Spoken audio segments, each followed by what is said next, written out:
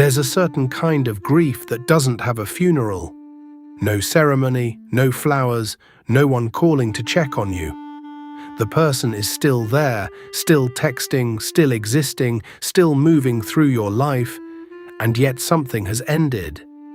Something has quietly closed between you, and you can't explain it to anyone, because when you try, the words come out wrong.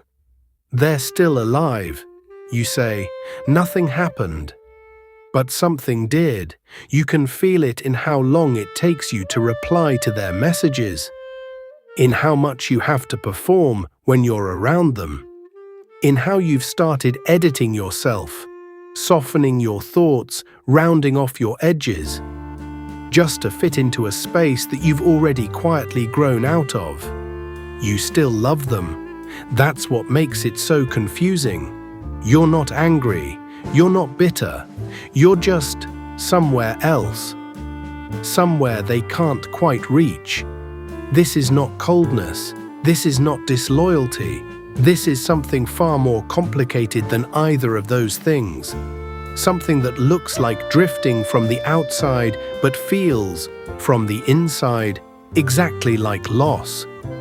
Psychologists have a name for this kind of pain. They call it disenfranchised grief, grief that the world doesn't recognize because no official threshold was crossed. No one died, no dramatic event occurred. And so there is no ritual, no language, no permission to mourn. But your nervous system doesn't know that. It only knows that something it loved is no longer accessible in the way it once was. And it mourns, quietly, without ceremony. This isn't weakness. This isn't giving up on people too easily. This is what happens when two people evolve at different speeds, and one of them notices the gap before the other does. And noticing is not a betrayal. What's fascinating is that outgrowing someone isn't just emotional, it is neurological. As you grow, as you heal old wounds, develop self-awareness, and become more honest about your needs, your brain literally reorganizes itself. The neural pathways you once used to relate to this person, built on shared wounds and shared smallness and shared survival, begin to fall quiet. New pathways form, ones that ask for different conversations, different silences, a different quality of presence. The person hasn't necessarily changed. That's the part that breaks you open. They may be exactly who they always were, consistent, familiar, even good. But you are not the same person who first loved them. Psychologists who study identity development describe something called self-expansion theory. The idea that we are drawn to relationships that help us grow into larger versions of ourselves, that feed curiosity, stretch understanding, widen the self. And when a relationship stops offering that expansion, something in us registers it, not with anger usually, but with a slow creeping sadness you can't quite locate. You sit with them at dinner and you're laughing, but part of you is very far away. You answer their questions honestly, but you leave out the real answers. You love them genuinely, but you can feel that love straining at its edges. And the cruelest part, you often cannot explain what changed, because nothing changed dramatically. There was no fight, no betrayal, just a quiet, incremental drift that one day you woke up and realized had become a canyon. Let me tell you about a woman named Amara. Amara had a best friend for 17 years. They had met in college, two people who were equally lost and equally alive in that lostness. They had shared everything: apartments, secrets, 2 a.m. phone calls that lasted until sunrise. For a long time, their friendship was the most honest relationship either of them had. But somewhere in her early 30s, Amara began to change. Slowly, then all at once. She started therapy. She started confronting the patterns she'd been running from. She started saying things she'd never allowed herself to say, and needing things she'd never allowed herself to need. And the more she grew, the more she noticed something. Her friend hadn't moved with her.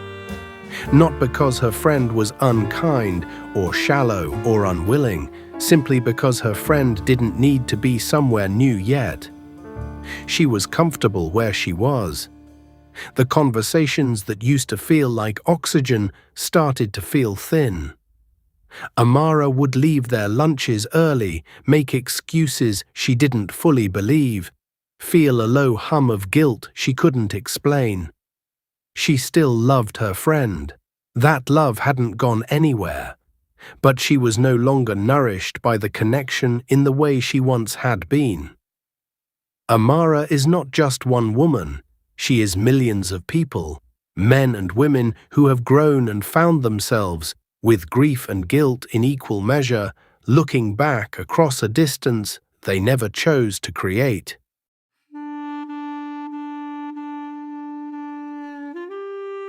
Psychologist Pauline Boss, who spent decades studying what she called ambiguous loss, found something remarkable. The grief that arises when someone is present but no longer reachable, emotionally, spiritually, in terms of shared understanding, is often harder to process than the grief of death. Because death, at least, comes with structure, a beginning and an end. With ambiguous loss, there is no clear moment of departure. The person is still there, still calling, still caring in the ways they know how. And yet something essential has become inaccessible. The brain, Boss found, keeps searching for the resolution it cannot find.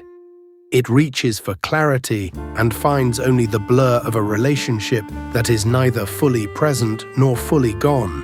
And in that blur it gets stuck, circling, retreating, unable to fully mourn what has not yet officially ended. But here's the part I want you to hold on to, because it's the thing most people miss entirely when they're inside this experience.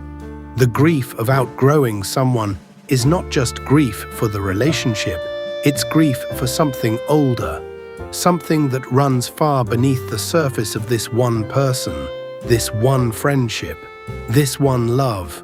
Hold that thought, because what we're about to uncover might change the way you understand every relationship you have ever tried to hold on to too long. When someone becomes important to us, they don't just become important in themselves, they become attached, over time, in ways we rarely notice, to the version of us that first loved them. Your childhood best friend isn't just a person, she is also the version of you who didn't yet know how to speak up for herself, who needed someone to witness the parts of her no one else could see. Your college roommate isn't just a memory, he is also the version of you who was lost and searching and thrillingly alive in the uncertainty of not yet knowing who you'd become. A partner you loved when you were young carries inside them an entire archive of your earlier selves, the ones who were raw, less defended, still in formation.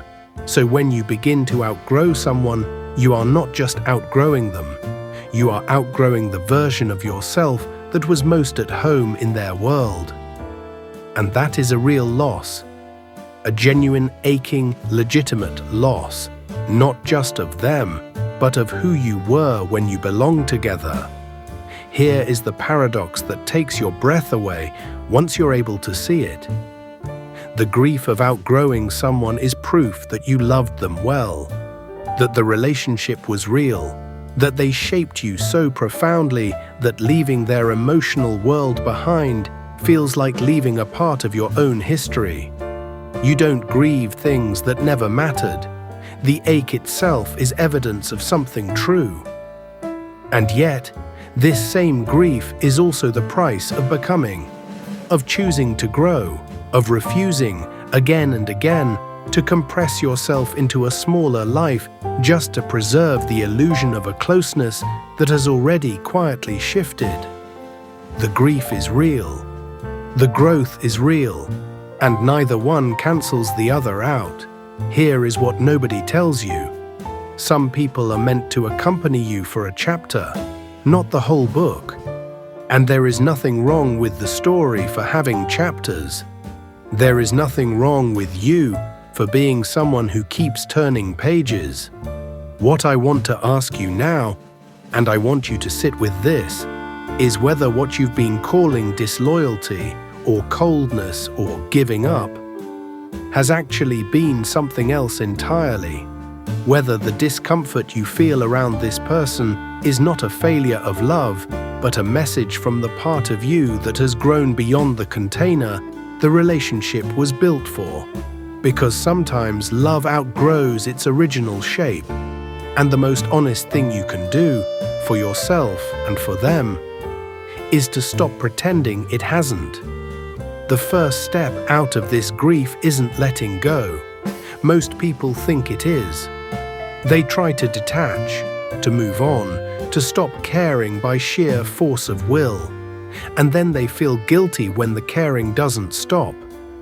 When they still miss the old warmth, still ache for the version of the friendship that once fit so well. The first step is quieter than that. It's this: name the loss with the same seriousness you would bring to any other grief. Say it to yourself, even once, even privately. I am losing something real. This person is alive, but the version of my life that held them in that way is passing, and I am allowed to mourn it. That naming does something extraordinary. It stops the grief from curdling into resentment. Because unexpressed, unnamed grief has only one place to go. And that's into bitterness, into irritation at the person for simply being who they are, into a quiet, low-grade anger that feels like it's about them, but is actually about an unprocessed farewell that never had a ritual.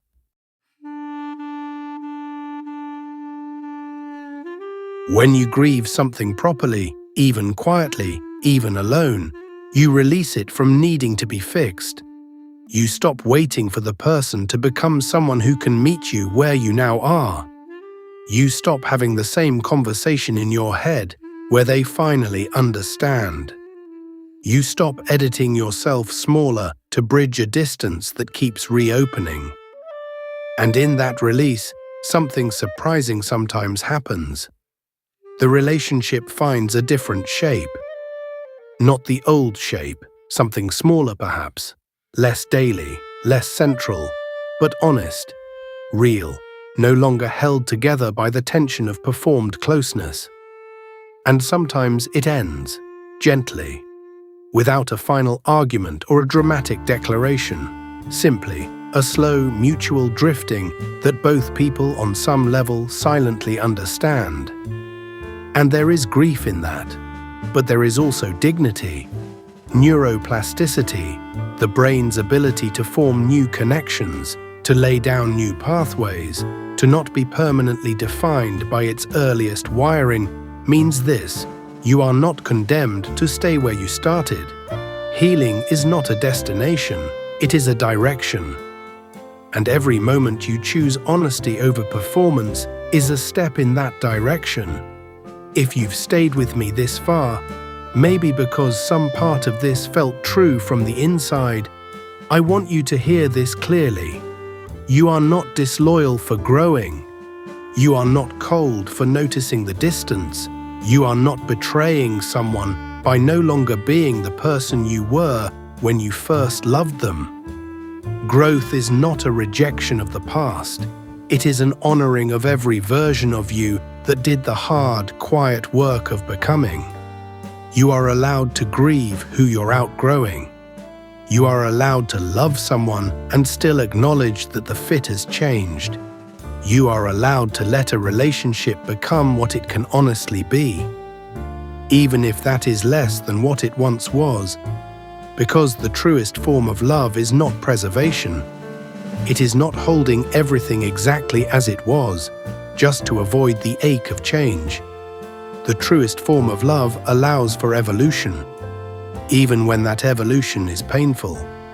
Even when it means two people who once spoke every day learn, slowly, to speak occasionally.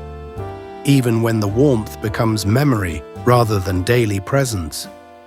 The grief of outgrowing someone is not the failure of the love. It is the shadow of the love. The evidence that what you shared was real enough to leave a mark when its shape changed. And you, who feel this, who carry this quietly, who have been searching for the language to name what has no funeral, you are not broken by it. You are simply becoming. And becoming always costs something. But what it builds in you, over time, over grief, over the quiet courage of growth, that is worth it.